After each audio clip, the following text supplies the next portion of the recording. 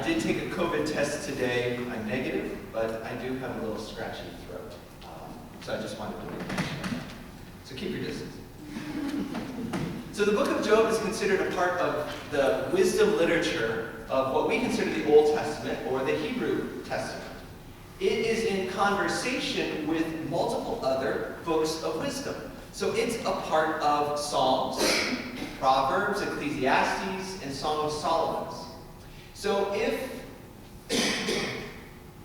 the wisdom literature is something like the righteous shall prosper and the wicked shall perish, Job is the antithesis, where we see the righteous perishing and languishing. So if Psalm 1 says, happy are those who do not sit in the seat of scoffers or stand in the way of sinners, but their delight is in the law of the Lord, Job says, well, not always. Have you met this guy, Job?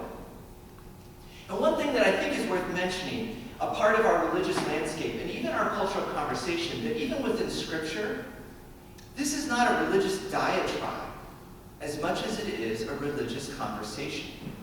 And I think that's something we need to hear, that even inside of our sacred texts, that even there is conversation and disagreement, and the ability to disagree on very important subjects like wisdom and righteousness and prosperity, and God who keeps score and sometimes doesn't keep score. I think the fact that it simply has a conversation is just worth noting. Okay? So back to Job. The book of Job begins with its main character, whose name is Job, right. He's blameless and upright, and some might even call him uptight. In chapter 1, Job makes sacrifices. Why? Just in case. Just in case. When his children are partying and having their festivals and drinking their wine, in case they curse God, he wants to make a sin offering on their behalf just in case. And you could hear maybe in the music the kind of eggshell tiptoe that Job was doing around God. Now, Job, of course, was the portrait of righteousness. And as an illustration of that righteousness, he had just about everything that anyone at that time could imagine. Tons of sheep, cattle, land, children, laborers, workers. And to illustrate all of this, right, it was to be righteous. And so, in some sense, it then speaks and illustrates Psalm 1 and the Proverbs that the righteous do win. But then suddenly, the book rips all of that wisdom literature out from underneath. The carpet is gone, it's been pulled, and Job is flat on his face without anything. Everything was ripped from him. Land, cattle, sheep, workers, children, fields, homes. Gone. Gone. The question is, well, what will happen to righteousness now? That's the question that the book deals with. Now that all is gone, now that Job no longer has his reward or promised return for his careful tiptoe eggshell approach, what will he do now? Now, if we look at ourselves as well as we read Scripture, which I think is part of the wisdom that we approach the text with, well, what is this saying? Not just then, but now. We ask ourselves something similar. What will your response be when you are at your lowest of low points? Will you curse God? Will you decide to remain only in your grief, sackcloth and ashes for the rest of your life? Or will you come to embrace the world, embrace an experience, and celebrate the wild fury and freedom that is our world? In other words, will you risk again? So after losing everything, Job has an extended discourse or conversation with his friends about suffering, the problem of evil, and the fact that God is not keeping score. That is part of the problem. God has not proportionately responded to the righteousness as God should. And there is some, upsetness. He's upset about this. God's not keeping score. And God's response to these complaints, well, at first there's a requisite, who disturbs my slumber sort of thing, right? Do you guys get that from Aladdin? Okay. But then when you push beyond that initial response, there's something quite surprising and incredibly freeing if you consider it in light of its conversation and its depth within the wisdom tradition. God responds to Job by inviting him to consider the power and the beauty and the freedom and the wildness and the fury of nature. All that is.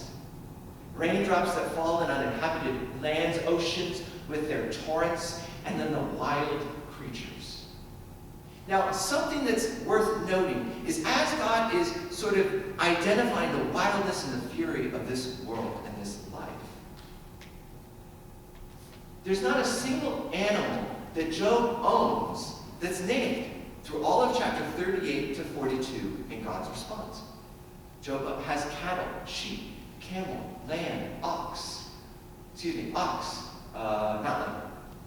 But among all of those animals, not a single one is mentioned. And the question is, why? And which ones then are mentioned? So, what's the first that's mentioned? Well, there's the wild ox that pushes over boulders and cannot be frightened. There's the wild ostrich with its plumes who foolishly lays its egg on the ground and wildly tramps around this egg, fragile, beginning, foolish, wild. And then there's the crocodile who lurks underneath the waters to spring up when you least expect it. The wild fury is all around. And it's incredible how much of that is unattended and uncontrolled. Why are all of these animals and nature named? Well, simply put, it's because so much of life is not in our control. So much of life we can't put a bridle on. So much of our experiences that we wish we could shape and control. Well, how much control do we really have? And what's more is that God, in fact, delights in this terrible freedom of it all. The untamable, the ocean waves that roar, the rains that fall where there is no water needed. It is the freedom that allows such things for love and grief, play and pain to happen. And it's the wildness that Job must embrace. It is a book of wisdom. An issue of Outside Magazine had a short article about a gentleman named Reed Stoll. He was a 58-year-old sailor who at that time was en route to setting the record for the longest sea voyage without resupply in history. And after this journey that was, of course, treacherous, wild, and awe-inspiring with beauty, Reed said, I've learned a lot. I've learned a lot about myself. And I've learned that there's a deep need of humans to explore. We must see and discover new things, otherwise we degenerate. God gave us nostrils, he wrote, eyeballs, fingertips, and hands with gentleness and power. We have bumps on our tongues for taste and synapses in our brain for firing to connect us with experiences. We are made to explore. We are made to risk. It's this risk, he writes, that makes life worth living. Do you ever wonder why in those squirrel suits they jump off of mountains? I'm not suggesting that you all do that. But is that incredible stuff? Because I think they taste something when there's a risk involved. And there's a beauty involved. So church, let me tell you this. For those of you who know bitterness, for those of you who know the sting of loss, whether it be a loved one, a partner, a friend, the sting of abandonment, the loss of a job, those of you who have lost children or friends or places or homes, those of you who know what it means to experience pain that can only be spoken of by the laments of Job, there's also a word that I want you to hear today. God invites you to risk life again. Risk loving someone again. Risk knowing someone again. Risk children again. Risk traveling again. Risk church again. Risk life again. Risk having fun again. So how does Job change from the prologue to the epilogue in Job? Well, the music and the scripture said it well, but I'll just read it again. The text said that after Job gained back double of everything he had, he also had 10 children, 7 sons, and 3 daughters. And guess which ones are actually named? The daughters. And the whole script begins to flip. Suddenly Job starts to realize that something's amiss and that life is simply to be cherished. And so he names them, what were the 3 names? Jemimiah, Keziah, and Habuk. And I bet somebody put it together by reading the title of this sermon, what 3 names he calls his daughters.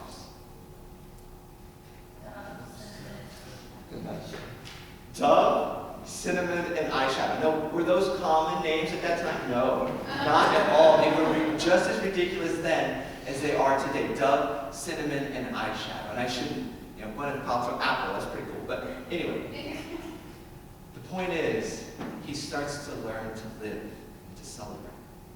What else does he do?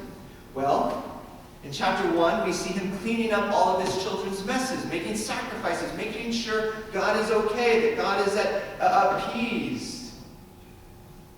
Here, of course, the caution is gone. There are parties still. There are drinks to be had.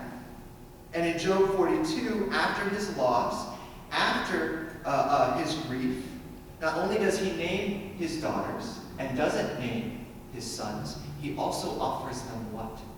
He offers his daughters an inheritance. At that time, was that common? Not at all. Land and inheritance passed through the male progeny. This, all of a sudden, Job stands and begins to recognize that love doesn't have a boundary. That the wild fury of life that is to be embraced can also be lived through his own life and cherished. Silly, dove, cinnamon, and eyeshadow, yes. Inheritance for the daughters, wonderful. It's a wonderful lesson, not about control, but about celebration. I think a great movie clip that illustrates sort of this movement toward a playfulness is that found in the movie Big. Do you all know that movie Big? With Tom Hanks and Elizabeth Perkins. Now, Tom Hanks plays the character Josh Baskin, who finds himself as an adult, in an adult body, but with a 12-year-old spirit.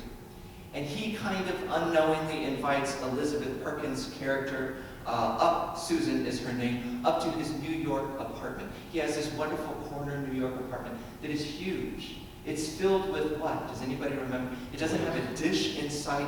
It doesn't have furniture anywhere except it has one thing. Does anybody remember? Trampoline. It has a trampoline in the middle of this apartment. And so he, in this 12-year-old sort of innocent way, invites Susan up. And as Tom Hanks, his character Josh, starts to jump and bounce, he's really jumping and bouncing. And he invites Susan to come up with him. And Susan is an adult by now. Adults don't do this. We don't get up on trampolines and jump. But sheepishly, carefully, cautiously, she gets up on the trampoline and she does a perfunctory, sort of obligatory jump. Okay, I jumped. I'm going back down. But then he encourages her more and more, and suddenly you see this moment where Susan's hair starts flowing and she is up and bounding, and the smile breaks out in this serious businesswoman's face. It's a wonderful moment. It's a moment of play. It's a moment of joy. It's also a moment of wisdom. So often as adults, I find that we stand on the sidelines and watch. Well, that water fight looks like fun. Oh, are those waves nice? Is that sand hot? How does it feel? I'm going to leave my shoes on. Is that river safe? Is it okay? That game looks interesting. We end up functioning more as crowd control than as a dancer, swimmer, gamer, playful, spirited person. So church-going people, Let's take our lesson from Job this morning and from his daughters, Dove, Cinnamon, and Aishah. Enjoy life. Play. Eat a Kit Kat. Hide a Kit Kat under the pew. I need to do that more. Especially in October. Go trick-or-treating. Okay, maybe not. Maybe we're too old for trick-or-treating. But find ways to celebrate and relish all that life has. Play a game that you haven't in a long time. Get together with a friend and have a glass of wine. Throw a party if you haven't. Dance in your living room.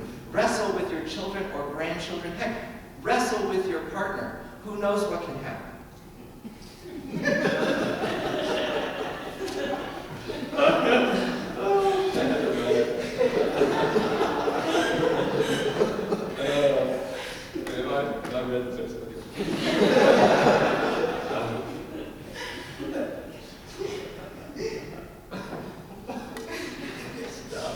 David's laugh always gets me. The last time I laughed. Job, what's amazing is he doesn't equate righteousness with control, but with joy. Which is most definitely a turn toward wisdom, a turn toward knowing a God who embraces the wild, who embraces the unbridled places of our lives and of our world. Job is actually free to celebrate and to join his children, not just make sacrifices on their behalf. Free to give his daughters names like Dove, Cinnamon, and Aishah. Free to give them inheritance. Job is free to play, to celebrate all that is. And in the end, it's his joy that becomes his righteousness. So in other words, YOLO. In the name of God, who calls us to wisdom, who calls us to love, and who calls us beloved children. And that God, in God's wisdom, wants to enter the dance with us. Amen. Would you enter